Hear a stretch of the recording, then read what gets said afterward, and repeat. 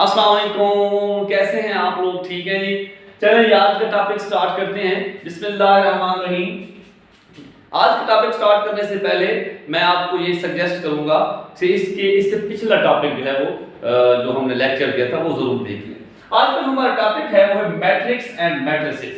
ये पिछले टॉपिक का एक तसलसल है, पहले टॉपिक का तसलसल है, वो आप एक बार लाजमी देख लें।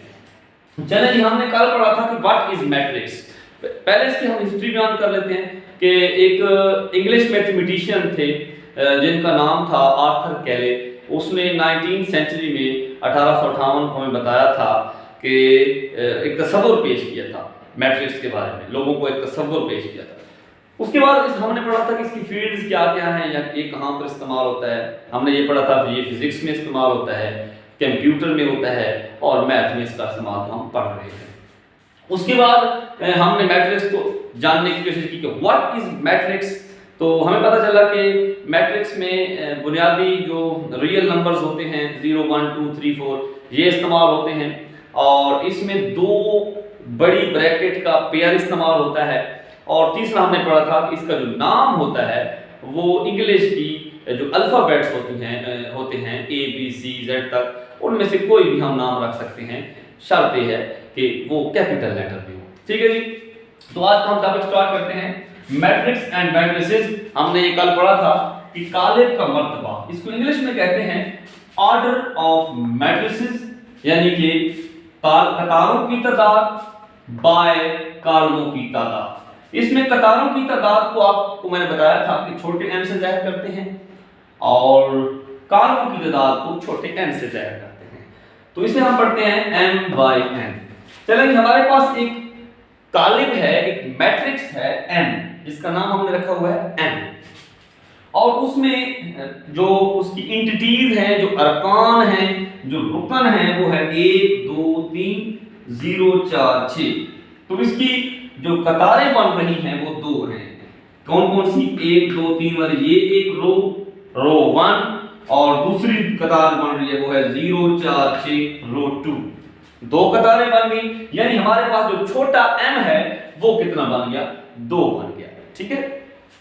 उसके बाद इसकी कॉलम कितने हैं? कॉलम नंबर 1 है 1 0, कॉलम नंबर 2 है 2 4 और कॉलम नंबर 3 है 3 6। तो हमारे पास जो इसका ऑर्डर ऑफ मैट्रिक्स बन गया है वो है 2/3। ठीक है जी, 2/3। इसके बाद हम पढ़ते हैं किसी और कालिब का हम matrix order of matrix use करते हैं। फर्स्ट कर हमारे पास एक कालिब है जिसे हम कहते हैं m, और एक कालिब है, ये है 1 2 3। आप ये बताएं कि इसमें कतारें कितनी हैं? जरा सोचिए, कतारें कितनी हैं? इसमें एक ही कतार है ये, यानी कि हमारे पास जो है वो m जो है वो 1 है। और कॉलम कितने हैं? कॉलम इसमें 3 हैं। कौन कौन से? A 2 C1 C2 और C3। तो हमारे पास जो n आता है वो है 3। तो इसका मर्तबा हमारे पास बनेगा m/n, यानी कि 1/3, यानी कि 1/3। ये इसका मर्तबा बनेगा। तो उम्मीद है आप मजीद इसके साथ लेंगे। एक छोटा सा और समझ लेते हैं जल्दी जल्दी से। हमारे पास फॉर एग्जांपल एक कालिब है B और उसका हमारे पास ये है कोई कालिब, इसमें एक ही रुकन है। इट मीन इसमें n कितने हैं जी? कतारें कितनी हैं? कतार भी एक है जैसे ये, और कॉलम भी एक है, यानी कि इसका जो मर्तबा बनेगा, ऑर्डर बनेगा, वो बनेगा 1/1। ठीक है। ये हमारे पास एक जो है ऑर्डर ऑफ मैट्रिक्स। इसके बाद हम अगला जो हमारा टॉपिक है, जो आज का हमारा टॉपिक है, वो है मसावी कालिब। मसावी कालिब ये उर्दू मीडियम, मुझे हमारा इलाका जो है तकरीबन उर्दू मीडियम से मुंसलिक है, तो इंग्लिश मीडियम में हम इसमें पढ़ेंगे। इसमें कहते हैं मसावी कालिक को इंग्लिश में कहते हैं इक्वल मैट्रिक्स। ये इक्वल मैट्रिक्स क्या है, मसावी कालिक किसे कहते हैं, लफ्ज से ही पता चल जाता है। मसावी यानी मसावात, बराबरी, और इक्वल इसका मैंने भी मसावात बराबरी। ये क्या होता है, इसमें ये होता है, फॉर एग्जांपल हमारे पास कोई कालिक है, ए कालिक है, एक मैट्रिक्स है 1 2 3 और 5, ये एक कालिक है। और दूसरा कालिक है m, वो है जी 0 जमा 1 और 1 जमा 1 और 4 मनफी 1 और 5। आप देख रहे होंगे कि ये कालिक ए और m तकरीबन नहीं बल्कि बराबर ही दिखाई दे रहे। कैसे, इसका जो ये रुकन है ए कालिक का, m कालिक का जो यहां पर जो रुकन है वो भी 1 होगा, क्योंकि 1 है और यह 0 जमा 1, यानी 0 में जमा करेंगे वो भी 1। इसका जवाब क्या आएगा, 1 आएगा। इसका 1 जमा 1 2 आएगा, इसका भी 3 आएगा और इसका 5। तो ये कालिक मसावी कालिक होते हैं। मसावी कालिक कौन से होते हैं, इसके दो तरीके हैं। एक तो नंबर 1, इसका मर्तबा जो होता है, मर्तबा वो बराबर होना चाहिए, मर्तबा बराबर होना चाहिए। मर्तबा पढ़ चुके हैं, मतलब जो भी कालिक होंगे, दो होंगे, उनकी कतारें, इसकी कतारें 2 हैं, इसकी भी 2 हैं, इसके कॉलम 2 हैं, इसके भी कॉलम 2 हैं, तो मतलब मर्तबा बराबर होना चाहिए।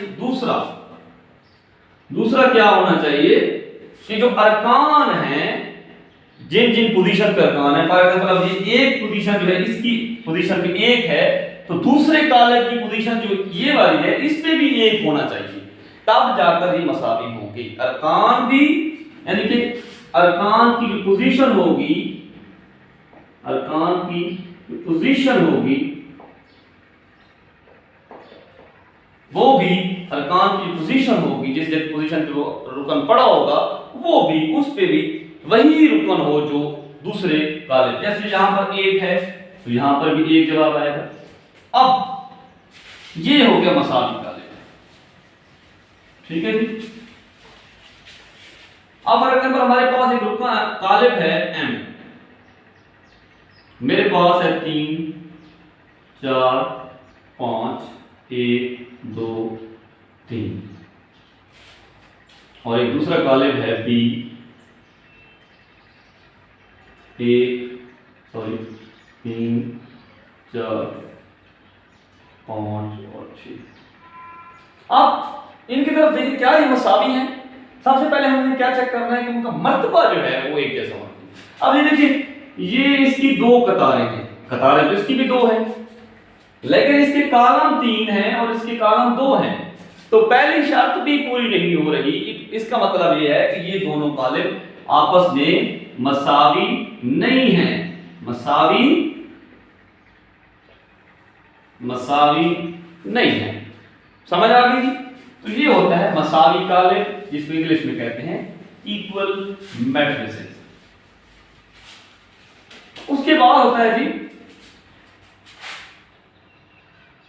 Row matrix. दूसरा कालिक का नाम रो मैट्रिक्स, जिसको उर्दू मीडियम में कहते हैं कतारी कालिक। मैंने आपको तफसील से बताया था, इंग्लिश में रो कहते हैं, उर्दू में कतार। इन नाम से पता चल रहा है कि कतारी कालिक, यानी कि जिस वो कालिक, फॉर एग्जांपल हमारे पास एक कालिक है एल, जिसमें एक ही कतार, जैसे ये 5 6 7, तो इसमें कितनी कतारें हैं, ये कतार, एक ही कतार है, रो 1। तो जिस कालिक में एक कतार हो उसे हम कहते हैं कतारी कालिक या रो मैट्रिक्स। फॉर एग्जांपल एक और कालिक है ये 5, तो ये भी क्या है, रो मैट्रिक्स। फॉर एग्जांपल एक और कालिक है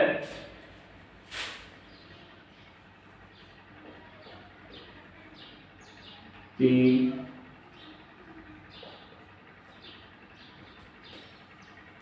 की कतारी कालिब है, इसकी भी एक कतार है, इसकी भी एक कतार, इसे कहते हैं रो मैट्रिक्स कतारी कालिब।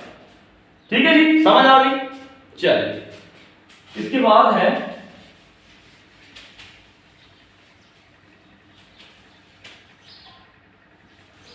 Column matrix. कॉलम यानी कि कॉलमी कालिब, नाम से पता चल रहा है कालमी का मतलब होता है एक कालिब वाला। फॉर एग्जाम्पल हमारे पास एक कालिब है, ठीक है जी, तो हमारे पास 5 6, अब एक ही कालम बनता है एक, तो इसको कहते हैं C1। ये एक कतारी एक कालमी कालिब है, यानी कॉलम मैट्रिक्स है। इसमें कतारें 2 हैं, लेकिन हमने देखा कि इस कॉलम में एक और हम लिख लेते हैं,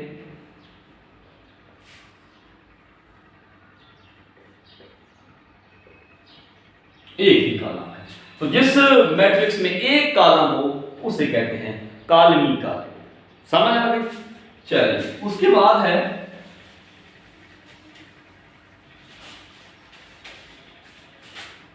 नल मैट्रिक्स। आपको एक बात बताना चाहूं, सिफरी कालिब,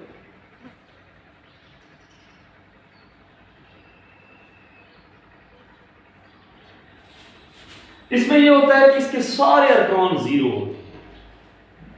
नाम से पता चल जाता है, मैथमेटिक्स हो, फिजिक्स हो, केमिस्ट्री हो, बायो हो, आप कहीं पे भी जब किसी टॉपिक का नाम लिखा हुआ होगा ना, तो आपको टॉपिक के नेम से ही आधे से ज्यादा पता चल जाएगा कि ये टॉपिक किस चीज के बारे में है। टॉपिक खुद ही बताता है कि वो अभी आप क्या पढ़ने वाले हैं। नल वेक्टर में आप फॉर एग्जांपल हमारे पास वेक्टर है, कालिब है, नल मैट्रिक्स कालिब है m, तो ये 0 1 -1 2 -2 0, तो ये भी एक नल वेक्टर है क्योंकि इसका जवाब 0 है।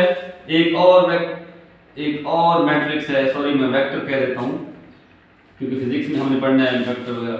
तो ये 0 0 0 0, ये सारे क्या है, ये एक नल मैट्रिक्स है, एक सिफरी कालिब है। ठीक है जी। तो आज का जो हमारा टॉपिक था वो चंद बेसिक चीजें थी, बहुत ही आसान चीजें थी, तो इसमें कोई मुश्किल बात नहीं थी। उम्मीद है आपको क्लियर समझ आई होगी। चलिए थोड़ा सा इसको रिवाइज कर लेते हैं। आज हमने क्या क्या पढ़ा। आज हमने सबसे पहले रिवीजन की पिछले टॉपिक की कि मैट्रिक्स जो है उसको हमने जो है एक आर्थर कैले, उस इंग्लिश मैथमेटिशियन है, उसने हमें बताया कि 1858 में इसका एक तस्वुर पेश किया। ये कहाँ पर इस्तेमाल होता है, फिजिक्स, मैथ, कंप्यूटर में इस्तेमाल होता है। उसके बाद हमें पता चला कि इसमें रियल नंबर इस्तेमाल होते हैं जिसे आप हकीकी अदाद कहते हैं, 1 2 3 4 5 6। फिर पता चला कि इसमें बड़ी ब्रैकेट जिनको स्क्वायर ब्रैकेट इस्तेमाल होती है वो इस्तेमाल होनी है। फिर हमें पता चला कि इसका जो नाम होगा वो इंग्लिश के अल्फ़ाबेट्स जो होते हैं उनमें से इसका नाम रखा जाएगा।